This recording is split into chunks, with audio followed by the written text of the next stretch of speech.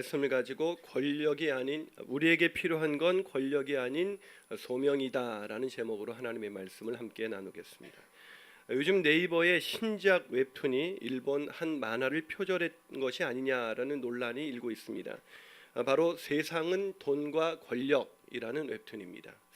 이 웹툰의 배경은 고등학교인데 원래 평범한 학교였는데 재벌 3세가 이 학교에 입학하면서 도박 문화를 만들어서 완전히 학교가 이 돈과 이 자본과 권력을 차지하기 위한 그런 전쟁터로 바뀌게 된다는 그런 웹툰입니다. 표정이 별로 안 좋으신데 제가 그 학교를 그렇게 만든 게 아니고요. 그냥 웹툰이 그렇다는 거예요. 어쨌든 완성도 높은 그림체와 독특한 소재로 주목을 받고 있는 웹툰인데 이 첫날부터 누리꾼들 사이에서 표절한 것이 아니냐라는 그런 의혹이 제기된 것입니다. 이 비슷한 만화가 그 일본 작가에 의해서 쓰여졌다는 것입니다.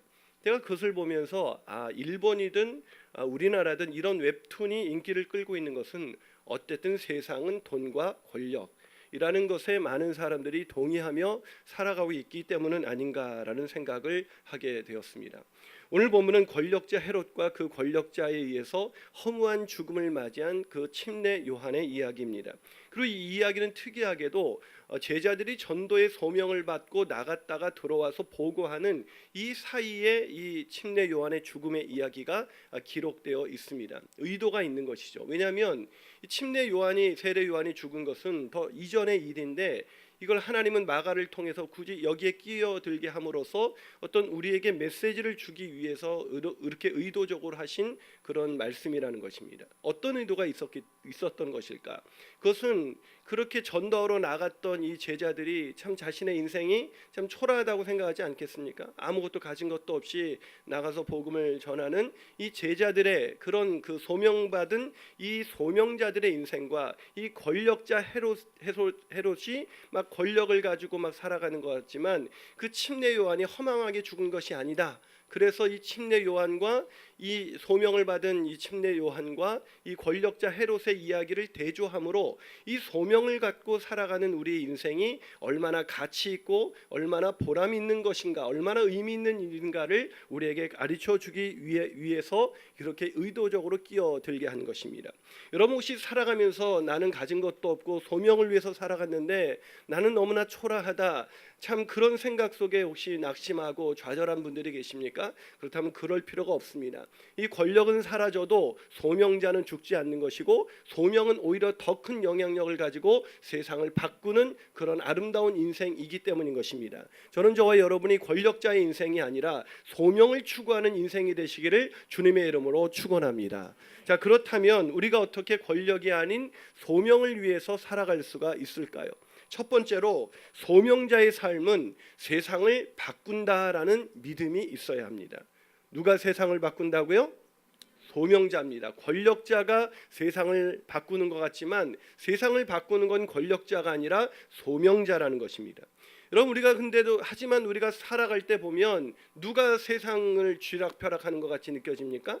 권력자입니다. 하지만 아닙니다. 세상을 바꾸는 것은 흔드는 건 권력이 아니라 소명입니다. 과연 그런지 오늘 본문 14절과 15절을 한번 같이 읽어보겠습니다. 자, 읽습니다. 시작. 이에 예수의 이름이 드러난지라 헤롯 왕이 듣고 이르되 이는 침례 요한이 죽은 자 가운데서 살아났도다. 그러므로 이런 능력이 그 속에서 일어나느니라 하고 어떤 이는 그가 엘리야라 하고 또 어떤 이는 그가 선지자니 옛 선지자 중에 하나와 같다 하되. 참 놀랍지 않습니까? 여러분은 여전히 여기 놀라지 않는 것 같은데 좀 제발 감탄 좀 하시기 바랍니다. 여러분 이게 어떤 상황이냐면요, 이 헤롯이 뭘 들은 거예요? 제자들이 나가서 복음을 전한 것입니다. 근데 그것을 듣고 헤롯이 두려움에 떨고 있는 거예요. 이 어부에 불과한 이 보잘것없는 사람들의 전도가 그 헤롯에게까지 영향력을 끼쳐서 헤롯의 마음을 두렵게 만들어 버렸습니다. 여러분 이 궁이라는 데가 이 세상의 장터의 소식이 들어가기가 되게 어려운 것 아니겠습니까? 그런데 이 제자들의 전도가 얼마나 강력했는지 이것이 헤롯에게까지 들려졌고 헤롯의 마음을 두렵게 만들어버린 것입니다. 그런데도 여전히 안 놀라시는데, 여러분 여기서 이게 제가 여기서 막 복음을 전해드리면 청와대에 있는 대통령이 듣고 논란이라 뭐 이러면 막 안 놀라겠어요? 물론 그런 일은 없을 거라고 뭐 확신하셔서 그런지 뭐 아무런 반응이 없으신데, 여러분 오늘날처럼 정보통신이 발달한 때도 아니었고 이 헤롯에게 이 제자들의 전도가 들어가는 것은 쉽지가 않았을 것입니다. 근데 어떻게 이것이 가능했을까? 어떤 분은 이 인터넷보다 더 빠른 통신, 5G보다 더 빠른 통신이 있었다 그러더라고요. 그게 뭐냐니까 아줌마 통신이 있었기 때문에 이 아줌마 통신이 전파되지 않았을까 이렇게 생각하더라고요. 하긴 뭐 아줌마 통신은 따라갈 수가 없죠. 근데 여기에서 이 헤롯에게까지 이 제자들의 이 영향력이 펼쳐진 것은 제자들이 갖고 있는 복음의 능력이었기 때문인 것입니다. 제자들이 가진 이 복음의 능력이 헤롯의 마음을 두렵게 만든 것입니다. 여러분 정말 놀랍지 않습니까? 우리 인생 속에서 우리가 전도하고 뭐 이러는 것이 사람들에게 아무런 영향력을 주지 못할 것 같지만, 우리가 전도했을 때 어떤 사람이 거절하는 것 같아 보여도 그 사람에게는 큰 마음의 파장이 일어나는 것입니다. 왜냐하면 복음에는 하나님의 능력이 있기 때문입니다. 하나님의 권능이 있기 때문입니다. 아멘이십니까? 그러기에 우리는 이 전도의 소명을 감당할 때 내가 세상을 바꾸는 것이다라는 확신을 가져야 하는 것입니다. 여러분 세상을 바꾸는 것은 힘 있는 사람이 바꾸는 것이 아니라 이 전도자가 세상을 바꾸는 것입니다. 여러분 누군가가 저에게 전도를 해서 제가 중학교 3학년 때 예수님을 믿고 나서 제 인생이 바뀌었습니다.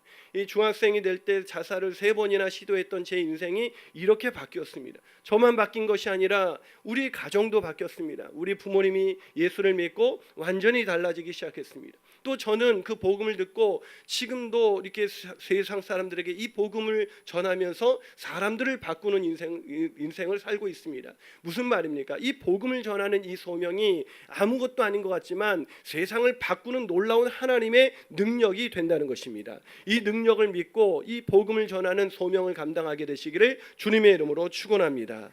한 발 더 나가서 우리가 어떻게 권력이 아닌 소명을 위해 살아갈 수가 있겠습니까? 그것은 소명자의 삶을 방해하는 이 자아를 십자가에 못 박아야 한다는 것입니다. 뭐라고요? 이 소명의 삶을 방해하는 것은 바로 우리의 자아라는 것입니다. 여러분 이 소명을 위해서 살아갈 때 세상을 뒤흔들고 바꿀 수가 있지 않습니까? 그런데도 왜 우리는 여전히 소명이 아닌 권력을 위해서 권력을 추구하면서 우리는 살아가고 있는 것일까요?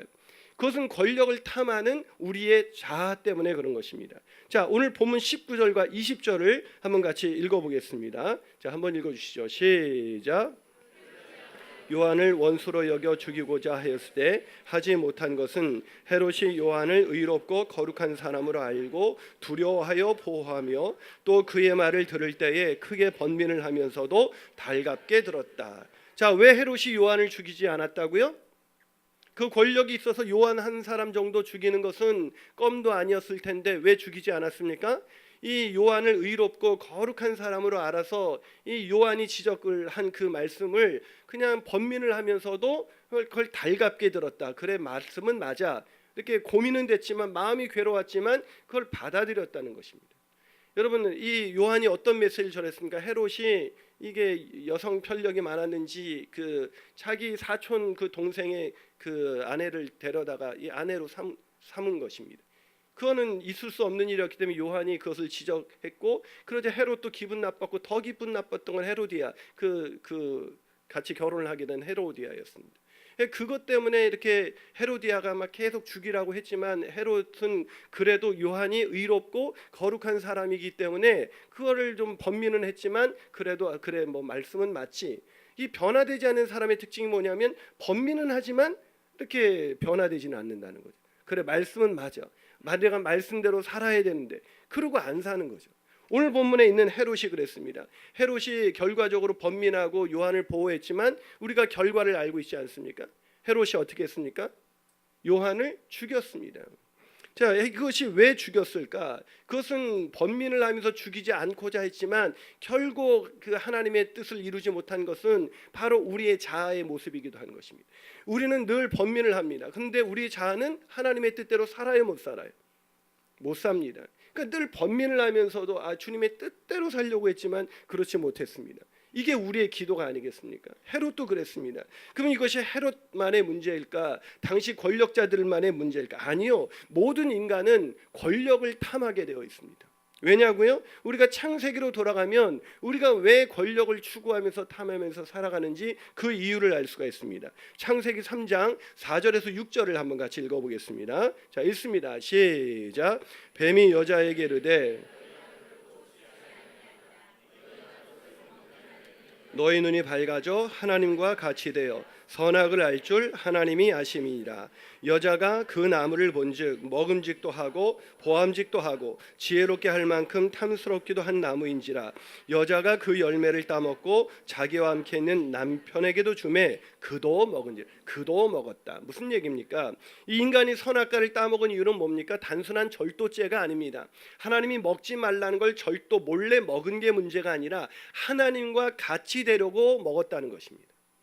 이 인간의 이 죄는 하나님께 불순종하는 이유는 뭐냐면 내가 하나님이 되고자 하는 것입니다. 하나님의 간섭을 받지 않고 내 맘대로 내 뜻대로 살고자 선악과를 따먹은 것입니다. 그렇기 때문에 죄의 근본은 살인이나 간음이나 이 도적질이나 이런 죄보다 더 심각한 문제의 죄의 뿌리는 뭐냐면 내가 주인이 돼서 내가 하나님이 돼서 내가 원하는 대로 살고자 하는 것입니다. 그러니까 이게 이 권력의 축으로 나타나는 거죠.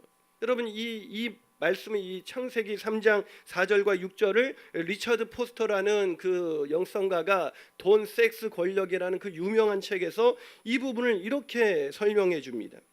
파괴하는 권력이 어떻게 나타나는가? 온갖 기쁨과 즐거움, 풍요로운 삶을 위한 모든 필요한 것이 주어졌던 에덴 동산의 아담과 하와의 경우를 한번 생각해 보죠. 그럼에도 불구하고 그들은 더 많은 것을 원하였다. 그래서 그들은 하나님과 같이 되어 선악을 알게 되기 위하여 앞뒤 가릴 것 없는 욕망으로 그 열매를 탐하였고 취하였다.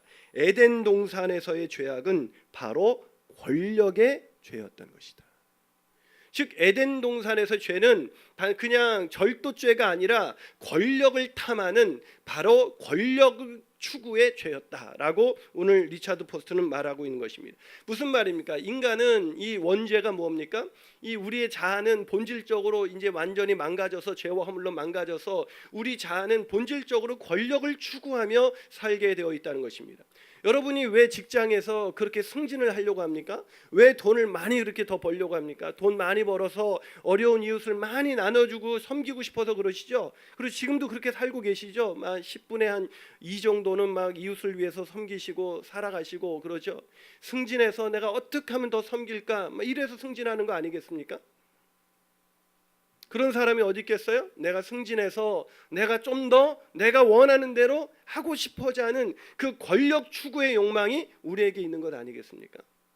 그 권력 추구의 욕망 때문에 우리는 계속 그 권력을 갖기 위해서 아까 웹툰이 말한 것처럼 어쨌든 세상은 돈과 권력 이것을 어떻게든 얻기 위해서 공부하고 노력하고 스펙을 쌓아가는 것이 우리의 인생이 아니겠습니까? 성경은 그것을 죄라고 말하고 있습니다. 자, 원죄라고 보면 로마서 3장 23절 읽어볼까요? 읽습니다. 시작. 모든 사람이 죄를 범하였음에 하나님의 영광에 이르지. 이게 무슨 말입니까? 저는 처음에 이 구절을 잘 이해를 못했습니다. 죄를 범했음에 지옥에 떨어질 것이 이렇게 쓰여져야 되는데 모든 사람이 죄를 범했음에 하나님의 영광에 이르지 못한다. 무슨 얘기입니까? 사람이 이 원죄를 가진 하나님과 같이 되기 위한 이 죄를 가지고 있는 모든 인간은 하나님의 영광을 위해서 살아가는 것이 아니라 자신의 영광을 위해서 살아간다는 것입니다. 우리가 더 좋은 대학을 가고 좋은 직장에 가서 승진해 가지고 더 많은 돈과 더 많은 부와 이 권력을 모으려는 우리의 의도는 세상을 이롭게 하고 하나님의 뜻대로 가난한 자들을 섬기고 그들을 더 이렇게 돌보기 위해서 우리가 그러는 것이 아니라 내가 더 많은 것을 누리고 내가 원하는 대로 살아가기 위해서 인간은 살아간다는 거예요. 아니에요? 여러분 우리가 그러기 때문에 우리는 본질적으로 권력을 추구하면서 살게 돼 있습니다. 권력이라는 게 다른 게 아닙니다. 내가 원하는 대로 하고 싶은 것. 그게 권력을 갖고 싶어하는 모든 사람의 욕구라는 거예요. 그래도 부부가 결혼해서도 서로 사랑하고 어떻게든 섬기려고 하는 것보다 서로 주도권 싸움하지 않습니까? 초반에 밀리면 끝까지 밀린다 이래가지고 계속 그렇게 살고 나중에도 속상한 게 뭡니까? 내 주도권을 잃어버린 게 속상한 거예요. 이렇게 우리가 왜 언제 힘들어요? 내가 막 남에 의해서 순종하고 그럴 때 기쁜 게 아니라 내가 원하는 대로 살지 못할 때 그때 우리의 마음이 상하고 우리의 마음이 힘들고 그렇게 되는 이유가 그게 바로 원죄인 것입니다. 이 사람들이 자기 죄가 뭔지를 몰라요. 그게 우리 인생을 다 망가뜨리는 겁니다. 그래서 서로 사랑과 순종으로 물들어야 할 부부관계가 막 쓸데없는 자존심 싸움으로 막 무너지는 그게 바로 권력 추구라니까요. 직장에서도 왜 행복하지 않습니까? 누가 막 잘 되면 막 여러분 마음이 옆에 있는 같은 막 대리를 쓰는데 우리 동료가 과장으로 승진하면 막 너무 기쁘시죠? 막 와 축하하고. 여러분 저도 이렇게 목사인데 뭐 이렇게 어디 이렇게 동료 목회자들 오고 있는데 어떤 리더가 딱 그분을 더 칭찬하면 와 진짜 맞아요. 저분은 칭찬 받을 만한 이런 생각이 드는 게 아니라 제 마음에서 슬쩍 서운한 마음이 들어 왜 제 마음이 상하는지 모르겠어. 그게 죄예요. 그래서 누가 나를 인정 안 해주고 나를 높이 떠받들어 주지 않으면 막 그게 막 속이 상하고 막 힘들어하는 게 우리의 죄의 쓴뿌린 것입니다. 그 죄를 그 자아를 십자가에 그 죄에 물든 완전히 죄로 망가진 그 자아를 십자가에 못 박지 않으면 우리가 죽었다 깨나도 소명을 위해서 살아갈 수 있는 것이 아닙니다. 오직 돈과 권력 이것을 추구하면서 살아갈 수밖에 없는 것입니다. 사랑하는 여러분, 권력이 아닌 소명을 위해서 살아가는 인생이 되시기를 원하십니까? 그렇다면 오늘부터 이 늘 내 마음의 권력을 추구하는 우리의 자아를 십자가에 못 박는 저와 여러분이 되시기를 주님의 이름으로 축원합니다. 마지막으로 우리가 어떻게 권력이 아닌 소명을 위해서 살아가는 인생이 될 수가 있을까요? 그것은 소명자의 삶은 결코 헛되지 않다는 것을 믿어야 합니다. 뭐라고요? 소명자의 삶은 결코 헛되지 않다. 여러분 권력을 추구하는 사람은 여러분 의미 있는 인생을 살아간 적을 보신 적이 있나요? 권력을 추구하던 사람이 멋진 최후를 맞이했다. 뭐 이런 역사를 보신 적이 있나요? 권력을 추구한 사람들의 모든 인생의 끝이 안 좋았다는 걸 뭐가 증명하고 있습니까? 역사가 증명하고 있습니다. 그러면 우리는 그 역사만을 보더라도 우리는 역사를 통해서 더 이상 권력을 추구하지 않고 소명을 위한 인생을 살아야 되는데 그럼에도 불구하고 왜 우리는 권력을 추구하는 인생이 되는 걸까요? 그건 권력이 우리 눈을 가리우기 때문인 것입니다. 이 권력만 있으면 내가 행복해질 수가 있고 내가 원하는 대로 할 수 있다는 이 눈꺼풀 우리 눈을 어둡게 만들고 우리 귀를 막아버리기 때문에 사람들이 권력을 추구하는 것입니다. 권력의 눈이 머는 거죠. 여러분 오늘 헤롯도 그랬습니다. 본문 21절과 23절을 한번 같이 읽어보겠습니다. 자, 본문 21절부터 23절입니다. 시작. 마침 기회가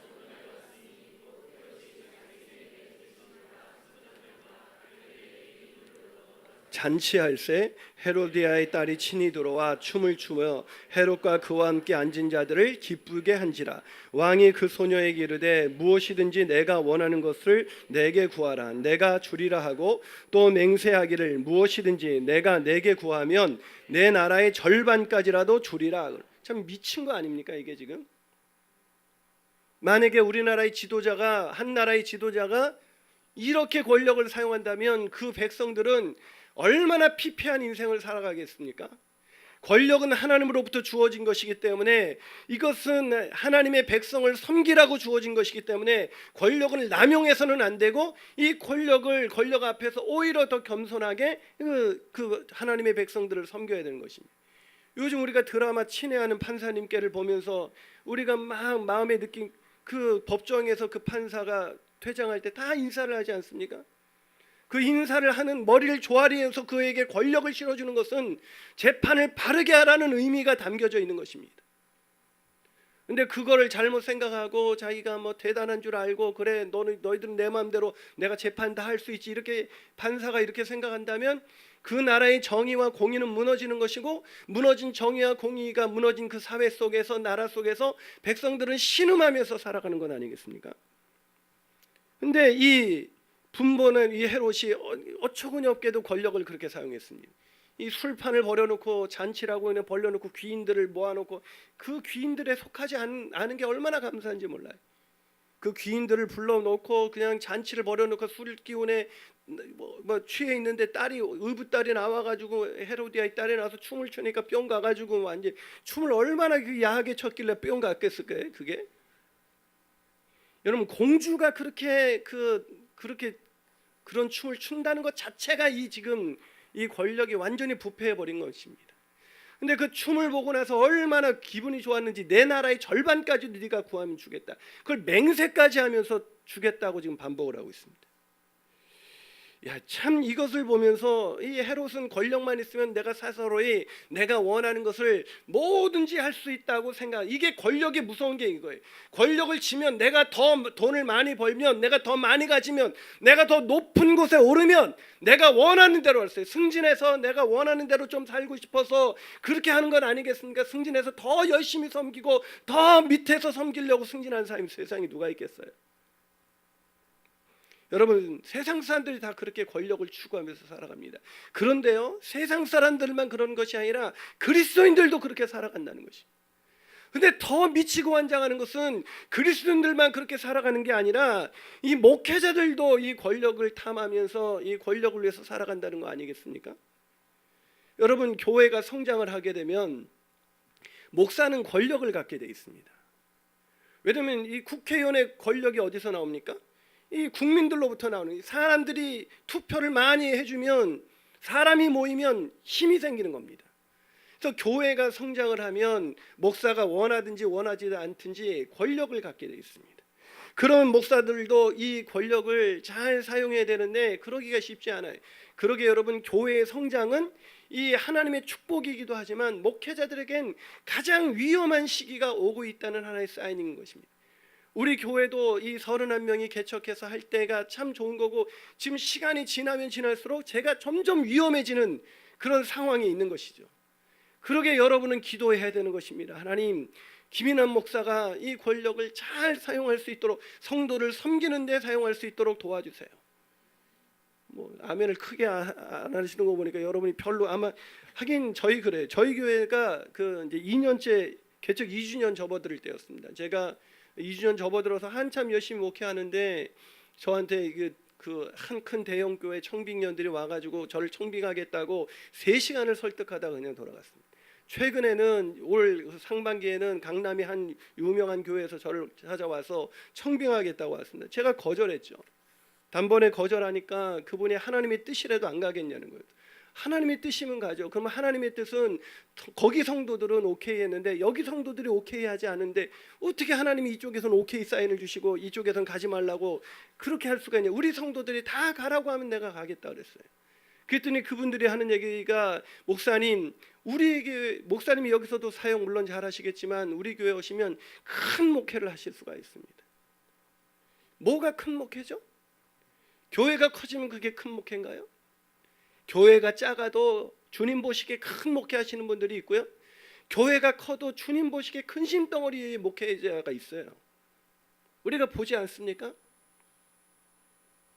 그런데 이 목회자들이, 이 성도들이 이렇게 모여든 것은 성도들이 얼마나 갈급했기 때문에 그 말씀 가운데 모여든 거겠습니까? 그러면 더 잘 섬기고 그래야 되는데 목회자들이 힘을 가지고 남용하는 것을 우리가 보고 있습니다. 실제로 저는 목회를 하면서 가장 제 마음이 아픈 것은, 제가 우리 교회가 성장을 못한다는 것도 아니고 뭐 헌금이 뭐 어떻게 된 그런 건 관심이 없습니다. 중요한 건 뭐냐면 제가 목사다운 목사로 살아가기가 너무나 힘들다는 거예요. 저도요, 어디 목회자들의 모임에 가서 누가 더 막 칭찬받고 어떤 목회자가 막 인정받는 것 같으면 제 마음속에서 아, 저분은 정말 대단한 분이지 하고 그분을 높여드리는 게 아니라 내 마음이 상해요. 이상하게 제가 상하려고 마음먹은 건 아니었거든요. 근데 누가 나보다 더 영광받고 누가 더 나보다 인정받으면 나도 모르게 마음이 상하는 이 자아를 보면서, 이 자아가 십자가에 못 박혔는데 또다시 멀쩡하게 언제 이게 십자가에서 내려왔는지, 이 십자가에서 내려와가지고 이게 멀쩡하게 내 마음을 휘짓고 다니고 온갖 권력을 추구하면서 그렇게 살아가게 하지 않습니까? 그래도 저는 다행스러운 것은, 우리 교회가 참 감사한 것은 우리 성도들이 저를 별로 이렇게 권위를 인정하지 않는다는 거예요. 뭐 제가 이렇게 성도들 앉아 계셔서 가서 악수를 해도 그냥 앉아서 목사님 왔어요 뭐 이렇게 인사를 하고, 뭐 인사 안 하는 분도 계시고, 뭐 제가 또 황당한 건 지난번 3부 예배 끝나고 근데 우리가 늘 김밥을 먹거든요. 김밥 한 줄을 먹는데 어느 날 제 김밥이 사라졌어요. 도대체 담임 목사 김밥을 누가 훔쳐가는지 내가 진상 조사를 하고 싶었었는데 김밥이 사라진 거예요. 그래서 할 수 없이 그냥 이제 사무실에 뒤적거려 보니까 라면 한 봉지가 있길래 라면 끓여 먹으려고 이제 그 식당에 가서 라면을 끓여 먹으려 했더니 성도들은 보니까 이미 이 목장별로 이렇게 맛있는 거 싸와가지고 막 다 먹고 있는 거예요. 보통 그렇게 맛있는 거 싸우면 보통 교회들은 목사님한테 좀 먼저 주고 그러지 않아요? 근데 안 줘요. 절대 안 주고 자기들끼리만 먹고 마시면서 그래서 제가 얼마나 먹고 싶었겠어요. 근데 먹으라는 소리 한마디 안 하고 그냥 자기들끼리 먹고 막 그러다가 제가 라면을 이제 끓이기 시작하니까 그제서야 목사님 라면 드시게요 그러는 거예요. 그럼 보면 그 라면 끓여 먹는 거죠. 뭐 라면 드시게요 그걸 물어봐요. 네 그랬더니 그럼 와서 좀 드세요 이래야 되는데 자기들만 먹고 그냥 그러는 걸 보면서 참 얼마나 제가 씁쓸한지, 제가 우리 교회 담임 목사인지 진짜 뭐 분간이 안 갈 때가 있어요. 그런데도 저는 그냥 그런 교회가 감사합니다. 제 마음은 좀 뭐 얻어먹을 거 좀 못 얻어먹겠지만 그래도 우리 교인들이 뭐 나를 뭐 권위 있는 자로 생각하지 않으니까 내가 여기서 권력 부릴 이유가 없겠구나. 근데 지난주 제자 훈련을 하는데 한 성도님이 제가 주일에 종종 라면을 먹는 걸 보고 깜짝 놀랐다고 합니다. 그래서 제가 그랬어요. 한 몇 개월 지나면 익숙해지실 거예요. 이렇게 얘기하고. 저는 하나님께 늘 기도합니다. 하나님, 제가 주신 힘을 사용할 수 있을 만큼만 주십시오.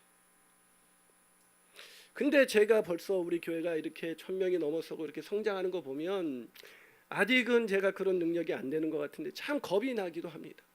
이 동탄성전을 앞두고 가장 겁이 나는 것은 제가 과연 이것을 하나님이 주신 이 파워를, 이 힘을 성도들을 위해서 잘 섬길 수가 있을까?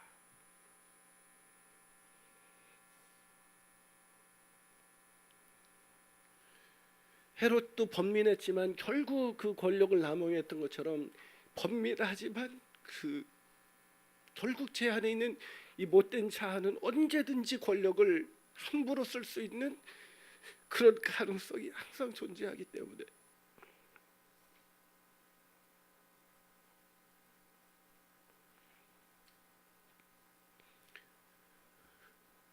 권력이라는 건 무서운 겁니다. 우리가 권력이 없을 때는 누구나 이런 얘기할 수 있어요. 왜 저렇게 살아? 권력을 가지면 저렇게 살지 말아야지라고 말하지만 막상 권력자가 되면 다 그 권력에 취해서 자기 함부로, 우리가 얼마 전에 뭐 국회의원이 막 공항에서 나올 때 자기 보좌관에게 무슨 뭐 바퀴 게임하는 것도 아니고 참 어처구니 없이 그런 모습을 보지 않습니까? 근데 오늘 어처구니 없는 그 헤롯의 그 권력에 의해서 요한이 어떻게 죽었습니까? 진짜 요한이 복음을 전하다가 막 거룩하게 순교한 게 아니라 그 권력자의 그 술판에서 허무한 죽음을 맞이한 사람이 바로 요한입니다. 얼마나 허무합니까? 요한이 어떻게 살았습니까? 요한이 광야에서, 아무도 없는 그 광야에서 약대터를 입고 그 메뚜기와 석청을 먹으면서 진짜 이 세상 권력을 탐하지 않고 그렇게 오직 사명자의 길을 걷고 소명자의 길을 걸었던 그 요한이 어떻게 죽었습니까? 헤롯에 의해서, 헤롯의 놀이객감으로 그렇게 허무하게 죽어버리고 말았어요. 그런데 하나님은 왜 그것을 오늘 본문에서 다시 기록해주고 있는 것일까? 그것은 요한이 허무하게 죽은 것 같지만 오늘 제자들의 이 복음 전도의 사명을 통해서 이 헤롯이 그걸 듣고 요한이 다시 살아난 게 틀림없다고 그렇게 두려워하고 있지 않습니까? 권력자가 힘을 가지고 그 소명자의 목을 가볍게 놀잇감으로 죽일 수 있는 것 같아도, 권력자가 그렇게 힘있게 소명자의 소명을 누른 것 같아도 소명자는 죽지 않았다는 것입니다. 권력자는 사라져도 소명자는 죽지 않은 것입니다. 결국 헤롯은 나중에 유배를 가서 비참한 최후를 맞이했지만 그렇게 허무한 죽음을 죽은 것 같은 요한은 지금도 살아서 오늘 2000년, 수천 년이 지난 오늘까지도 우리에게 영향력을 끼치며 우리에게 소명을 가진 인생으로 살라고 얘기하고 있습니다. 사랑하는 여러분, 우리가 이 소명을 감당하다가 가난해질 수가 있고, 우리가 소명을 감당하다가 우리가 병들 수도 있고, 소명을 감당하다가 요한처럼 허무하게 죽을 수도 있는 것입니다. 그러나 그 죽음은 결코 헛된 것이 아니고, 우리는 소명을 감당했다면 그 소명자는 죽어서도 살아서 수많은 성도들에게 영향력을 끼치는 아름다운 인생을 살아갈 수가 있는 것입니다. 사랑하는 여러분, 우리 인생에 더 높아지려고 하지 말고, 더 위대해지려고, 더 많이 가지려고 하지 말고 오히려 주어진 것, 소명을 위해서 살아가시는 저와 여러분이 되시기를 주님의 이름으로 축원합니다. 제가 설교를 마치면서 그 권력의 엄청난 일제 치하에서 소명을 위해서 살아갔던 한 분의 영상을 같이 보고자 합니다. 영상 보시도록 하겠습니다.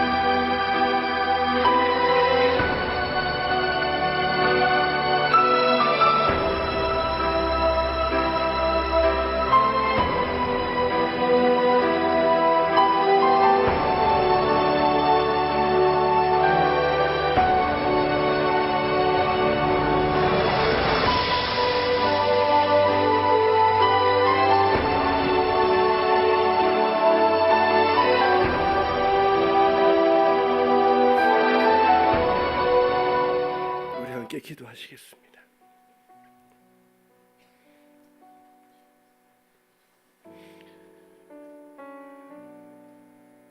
주기철 목사님의 마지막 말씀은 여보, 나 따뜻한 숭늉 한 그릇 마시고 싶은데 였습니다.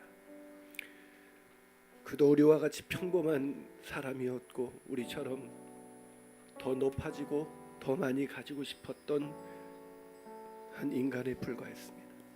그러나 그는 그 안에 계신 주님은 그 자신의 권력을 추구하는 옛자를 십자가에 못 박고 주님 안에 살았던 그는 그 주님을 위해서 소명자의 길을 끝까지 걸어갈 수가 있었습니다.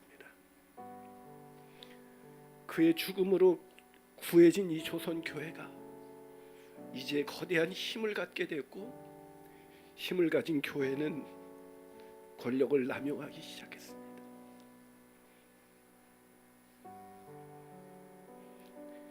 권력이 아닌 소명을 추구한다는 것은 우리의 몇 번의 결심으로 되는 것이 아니라 우리를 위하여 십자가에 죽으신 주님 앞에 권력을 추구할 수밖에 없는 우리 옛사람을 십자가에 못 박는 것입니다.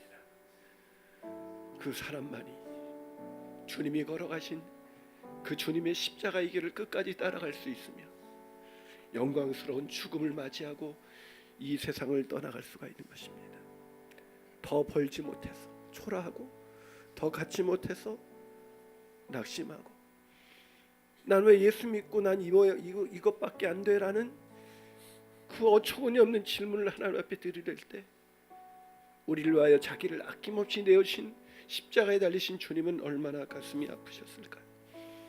우리가 이 세상 살아가는 것은 이 한 세상 잘 먹고 잘 살기 위해서가 아니라 오직 하나님이 부르신 그 부르심에 응답하는 인생이 되고자 하는 것입니다. 그 인생으로 오늘을 살아가기를 소원합니다. 우리 십자가를 질 수 있나? 주님이 오늘 이 시간 우리에게 묻는다면 우리가 주님 앞에 주님, 내가 주님의 심령 여기 있사오니 나를 십자가에 못 박혀 죽게 하시고 주님의 길을 따라가게 하여 주옵소서. 이 마음으로 우리 찬양 부르면서 나가겠습니다. 십자가를 질 수 있나? 함께 찬양하시겠습니다.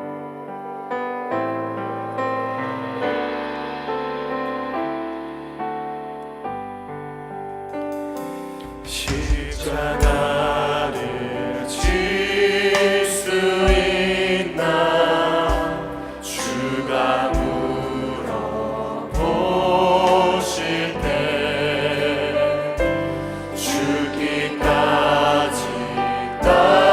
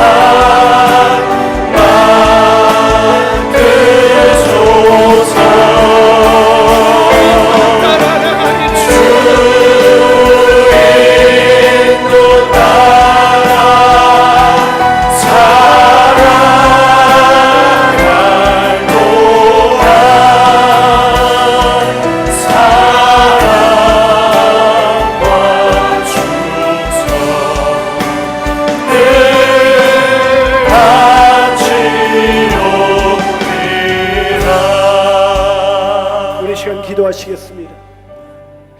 우리는 권력을 위해서 부르신 인생이 아닙니다. 이 세상에서 남들보다 더 높아지고 더 많이 갖고 더 많이 누리기 위해서 부르심을 받은 사람들이 아닙니다. 우리는 소명을 위해서 부르심을 받은 사람들입니다.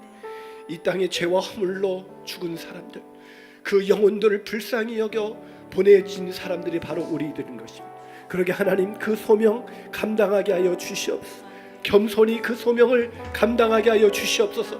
마음이 높아지지 않게 하여 주시고 마음을 낮춰주셔서 주님 가장 낮은 곳에서 우리를 섬겼던 주님처럼 우리도 가장 낮은 곳에서 소명의 길을 걸어가는 것을 기뻐하게 하여 주시옵소서. 아멘. 누가 나를 초라하게 생각하고 누가 나를 향해서 함부로 대할 때마다 내 마음이 발끈하는 것이 아니라 오히려 나를 대신해서 십자가를 죽으신, 십자가를 지신 그 주님을 바라보며 이 길을 끝까지 따라가는 우리가 되게 하여 주시옵소서. 아멘. 우리 소명 감당하는 인생이 되게 해달라고 우리 큰 소리로 주님 한번 부르고 기도하시겠습니다. 주여,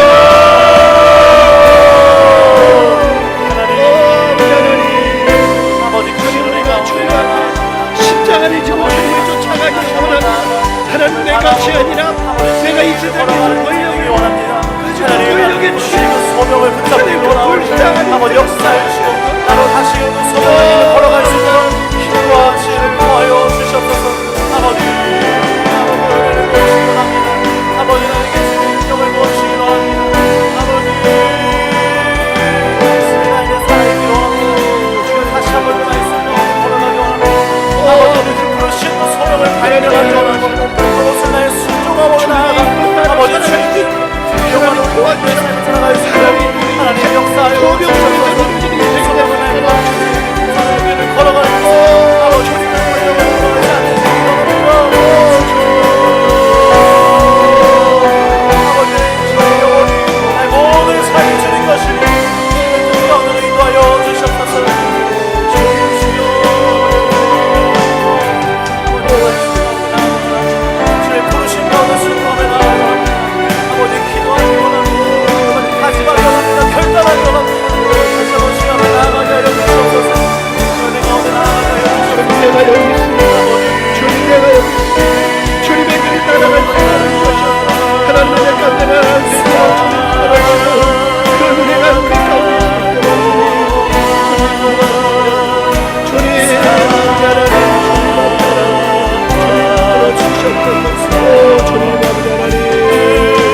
주님께서 은혜를 주시옵소서. 주님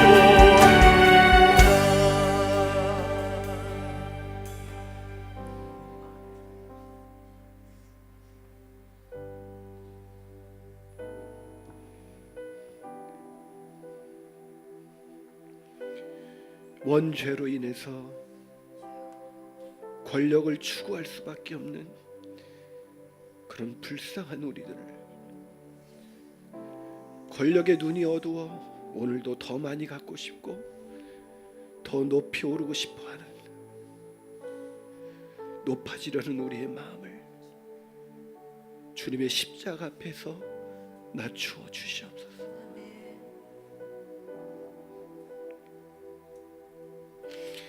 권력을 가진 사람이 자기 맘대로 행하는 그것을 부러워하지 않게 하여 주옵시고 가진 자의 오만함을 부러워하지 않게 하시고 아무것도 없어도 주님 길 따라가는 기쁨이 커서